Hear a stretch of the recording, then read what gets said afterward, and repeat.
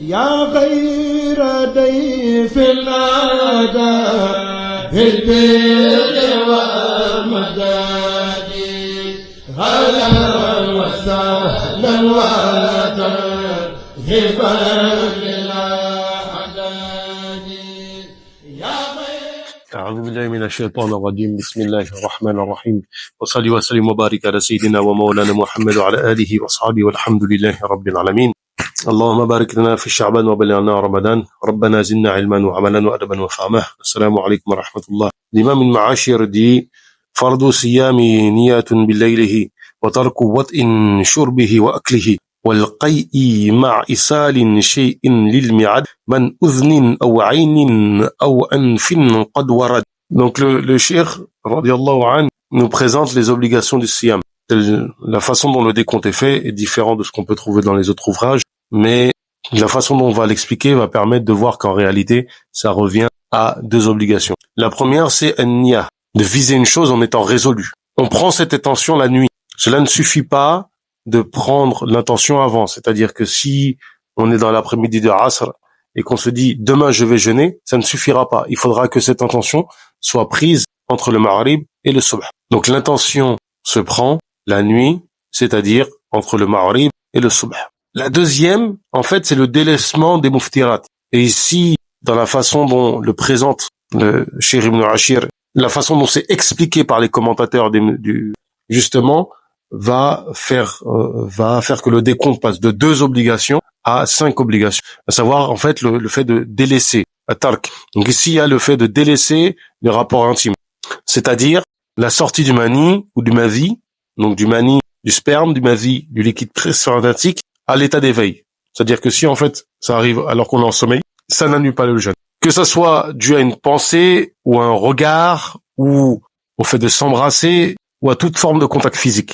Que cela soit prolongé ou pas, du lever de l'aube au maghrib. Petit détail important, ici, on parle de la sortie du mani et du mazi, mais ça implique aussi la pénétration. Et donc, celui qui pénètre comme celui qui est pénétré, cela annule les ablutions. Et donc, celui qui pénètre comme celui qui est pénétré, cela annule le jeûne.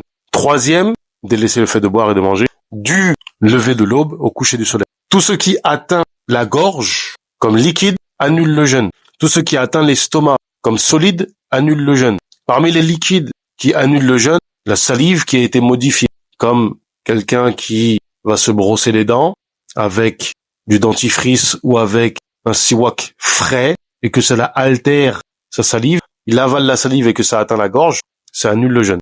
De même qu'une pierre, si on avale une pierre, ça annule le jeûne. Pour ce qui est des transfusions, parce que la question se pose, ou des médicaments, si les médicaments sont des liquides ou sont des solides, comme on l'a dit avant, ça revient à ce qui a été dit, est-ce que ça atteint l'estomac ou est-ce que ça atteint la gorge? Pour ce qui est des transfusions, le sens apparent serait de dire que ça n'annule pas.